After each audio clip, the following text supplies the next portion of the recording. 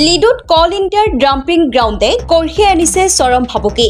নিশ্চিহ্ন হোৱাৰ দিশত লিডুৰ বহু চিৰসেউজ ঐতিহাসিক গাঁও। কয়লাৰাণী খ্যাত মাৰ্ঘেৰিটাৰ লিডুত কল ইণ্ডিয়াৰ মুক্ত খননৰ পাৰ্শ্বক্ৰিয়াই কঢ়িয়াই আনিছে চৰম ভাবুকি। মুক্ত খননত নিৰ্গত আৱৰ্জনা পেলাবলৈ কল ইণ্ডিয়াই ব্যৱহাৰ কৰাৰ ডাম্পিং গ্ৰাউণ্ডৰ বাবেই বৰ্তমান নিঃশেষ হোৱাৰ দিশে আগবাঢ়িছে লিডুৰ ঝৰ্ণা বস্তিকে ধৰি বহুকেইখন গাঁও। ব্ৰিটিছ উপনিৱেশিক কালত স্থাপিত কয়লা উদ্যোগসমূহত ব্ৰিটিছসকলে প্ৰকৃতিৰ ক্ষতি নোহোৱাকৈ আণ্ডাৰগ্ৰাউণ্ড মাইনিং পদ্ধতিয়ে আহৰণ কৰিছিল কয়লা। কিন্তু স্বাধীনতাৰ পৰৱৰ্তী কালত ৯০ দশকৰ শেষভাগলৈ কল ইণ্ডিয়া কৰ্তৃপক্ষই কয়লা আহৰণৰ বাবে আণ্ডাৰগ্ৰাউণ্ড মাইনিং পদ্ধতি সলনি মুক্ত খনন পদ্ধতি ব্যৱহাৰ কৰে। ইয়াৰ ফলত প্ৰকৃতি ধ্বংস হোৱাৰ উপৰিও কল ইণ্ডিয়াক প্ৰয়োজন হয় বৃহৎ বৃহৎ ডাম্পিং গ্ৰাউণ্ডৰ। বহু বছৰ ধৰি কল ইণ্ডিয়াৰ মুক্ত খননৰ ফলত উক্ত অঞ্চলসমূহত থকা বহু গাঁও ইতিমধ্যে নিঃশেষ হৈ পৰিল। অৱশিষ্ট যিসমূহ গাঁও বাকী ৰৈ গৈছিল, কল ইণ্ডিয়া কৰ্তৃপক্ষই শেহতীয়াকৈ পুনৰ ডাম্পিং গ্ৰাউণ্ড পৰিসৰ বৃদ্ধি কৰাৰ বাবে উদ্যোগ লোৱাত লিডুৰ কেইবাখনো ঐতিহাসিক গাঁৱলৈ কঢ়িয়াই আনিছে চৰম ভাবুকি। গাঁওকেইখনত বসবাস কৰা সহস্ৰাধিক পৰিয়ালৰ বাসস্থান হেৰুৱাৰ উপক্ৰম হৈছে। ক্ষতিগ্ৰস্ত পৰিয়ালসমূহে ইতিমধ্যে কল ইণ্ডিয়াৰ কৰ্তৃপক্ষক উক্ত অঞ্চলটোক ডাম্পিং গ্ৰাউণ্ড হিচাপে ব্যৱহাৰ নকৰিবলৈ স্মাৰক পত্ৰ প্ৰদান কৰিছে যদিও কল ইণ্ডিয়া কৰ্তৃপক্ষই আকুৰগুচ হৈ আছে। কল ইণ্ডিয়াৰ এই সিদ্ধান্তৰ ফলত নিশ্চিহ্ন হোৱাৰ দিশত আগবাঢ়িছে লিডুৰ ঐতিহাসিক তথা বহু চিৰসেউজ গাঁও। মাৰ্ঘেৰিটাৰ পৰা মৃদু বৰুৱা ৰিপৰ্টাৰ লাইভ অসম। শব্দৰ এটা বাক্যৰ হেৰি হৈছে যে আমাৰ এই এলেকাটোত লিডু গাঁও পঞ্চায়ত এলেকাৰ ৯ নম্বৰ ৱাৰ্ড আৰু লিডু শামুকজান গাঁও পঞ্চায়তৰ এটা ৱাৰ্ড, এই দুটা ৱাৰ্ডত এটা বাক্য হেৰি হৈ গৈছে, ৰঙা ফিটাৰ কল ইণ্ডিয়াৰ ৰঙা ফিটাৰ আতংক। ইয়াত কি হ'ল যে আজি কিছুদিনৰ পৰা ইয়াত ডাম্পিং গ্ৰাউণ্ড এটা কৰিছে। কয়লা খান্দিবলৈ গৈ যি ওপৰৰ মাটিখিনি পেলাব লাগে, সেই পেলোৱাৰ জেগা তেওঁলোকে বিচাৰি আহি এই গাঁওখনৰ ওপৰতে পেলাবলৈ আৰম্ভ কৰি দিছে। ইয়াত বহুত চাহ বাগান আছিলে, সেউজীয়া এটা পৰিৱেশ আছিলে, গোটেই পৰিৱেশটো ধ্বংস কৰি পেলালে। তাৰপিছত তেখেতলোকে শেষত আহি পেলাই যিবিলাক পাহাৰত আজি বহু বছৰৰ পৰা কিছু মানুহ বসবাস কৰি আছিল, তেওঁলোকক ঘৰৰ ওচৰলৈকে, আপোনালোকে নিশ্চয় ইয়াৰ ফটো কপি ল'ব, তো ঘৰৰ ওচৰলৈকে ডাম্পিং কৰিছে। ঘৰৰ কিনাৰত আহি পাথৰবিলাক পৰিছে। তেখেতলোকে একদম কম সময় বান্ধি দিছে, ইমান সময়ৰ ভিতৰত উঠি গুচি যাওক ইয়াৰ পৰা। তেওঁলোক যাব ক'ত? একেবাৰে গৰীব নিঃস্বচ্ছ পৰিয়াল, ক'ত যাব তেওঁলোক? ইয়াত বহুত বছৰ পুৰণা মানুহ আছে, 1952ৰ কাগজ আছে, 1947ৰ কাগজ আছে, মানুহ ইয়াত বসবাস কৰি থকা প্ৰমাণ আছে। তাৰপিছতো কল ইণ্ডিয়াই জবৰদস্তি কৰি উঠাইছে। 2021 চনলৈকে ইয়াত চৰকাৰে খাজানা লৈ আছিলে। হঠাৎ কি হ'ল নাজানো, তেওঁলোকে চৰকাৰে খাজানা লোৱাটো বন্ধ কৰি দিলে। 21ৰ পৰা একেবাৰে বন্ধ কৰি দিছে।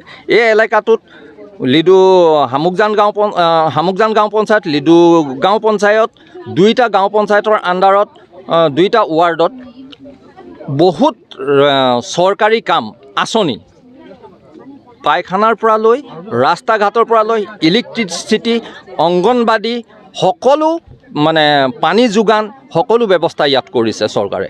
তাৰপিছতো আহি কল ইণ্ডিয়াই কেনেকৈ যে ইয়াত জবৰদস্তি কৰি মানে মানুহক ভয় দেখুৱাই, মানুহৰ ঘৰৰ ভিতৰত গৈ পেলাই কেলে ইয়াত ঘৰ বনাইছ, ইয়াৰ পৰা ইমিডিয়েট ওলাই যা। এজন আমাৰ আৰ্মি জোৱান এজনে ঘৰ বনাইছিলে, বহুত বছৰৰ পৰা আছে। তেওঁ নথকাৰ অৱস্থাত তেওঁ ঘৰৰ ভিতৰত মাইকী মানুহক আহি ধমকি দিছে, কেলে ঘৰ বনাইছ ইয়াৰ পৰা ইমিডিয়েট তহঁতি ঘৰ খালী কৰ।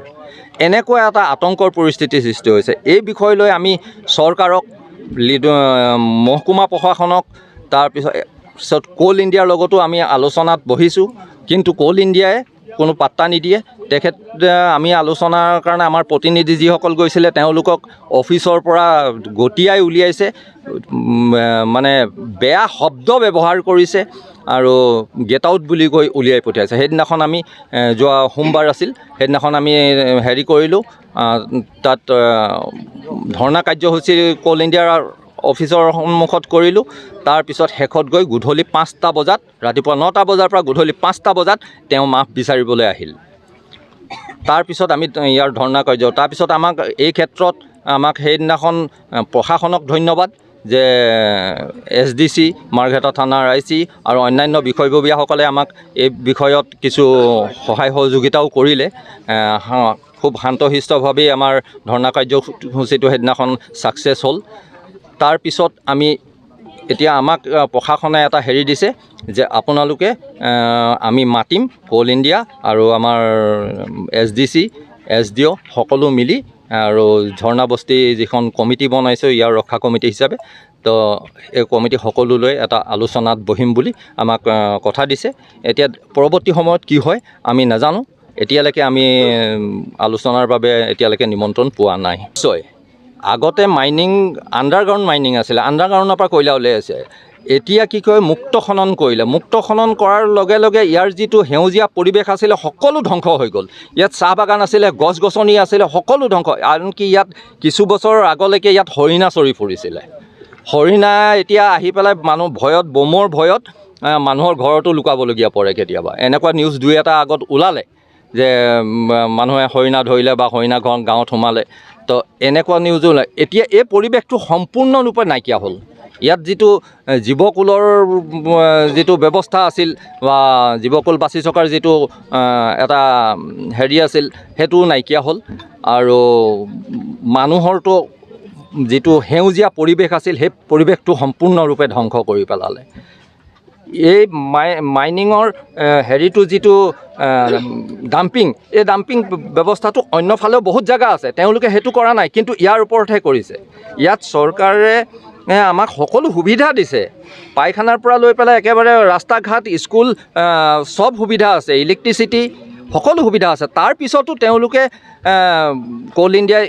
ইয়াৰ ওপৰত এটা ৰঙা ফিটাৰ আতংক মানে হেৰি কৰিছে মানুহক সোনকালে ঘৰ খালী কৰিবলৈ অৰ্ডাৰ দিছে আমাৰ উঠি যাবলৈ কৈছে আমি ইমান বছৰ হৈ গ'ল এতিয়া আমি ক'ত যাম মোৰ 30 বিঘা বাগান আছিলে 30 বিঘা বাগানত ধ্বংস কৰি খতম কৰি দিলে সিহঁতে মোৰ লগত মাৰপিট হৈ গ'ল ক'বলৈ গৈছিলোঁ তেতিয়া তাৰপিছত মোক ক'লে মই কেছ দিবলৈ গৈছিলোঁ তাৰপিছত কেছ দিয়াৰ পাছত দিবলৈ যোৱা টাইমত সিহঁতে মোক মাতিলে যাবলৈ দিয়া নাই পঞ্চায়ত অফিচত লৈ কিনি সিহঁতে মোক মিটিং কৰালে ক'লে আপোনাক কি যিমান ক্ষতিপূৰণ আছে সেইটো দি দিম বুলি কিনি কৈছে তাৰপিছত কাপোৰৰ ফালিলে মই ক'লোঁ মই যাম থানাত তো মোক ক'লে যাব নালাগে আপোনাক যিমান ক্ষতিপূৰণ আছে মই দি দিম বুলি কিনি ক'লে তো তাৰপিছত 2 মাহ টাইম ল'লে সিহঁতে 2 মাহ টাইম লোৱাৰ পাছত সিহঁতে মই ফোন কৰিছোঁ ফোন কৰা নাই সিহঁতে ফোন কৰি কিনি মোক 1 লাখ টকা দিলে মোক ক'লে সেইটো খৰচাটো লওক পাছত আপোনাক 4 মাহ টাইম পিছত আপোনাক দিম বুলি কিনি ক'লে তাৰপিছত এনেকুৱা কৰি 1 বছৰ লগাই দিলে 1 লাখ টকা দিলে মাত্ৰ 2 লাখ টকা দিলে 30 বিঘা বাগান খতম কৰিলে তো তাৰপিছত আৰু দিব নোৱাৰোঁ বুলি কিনি কৈছে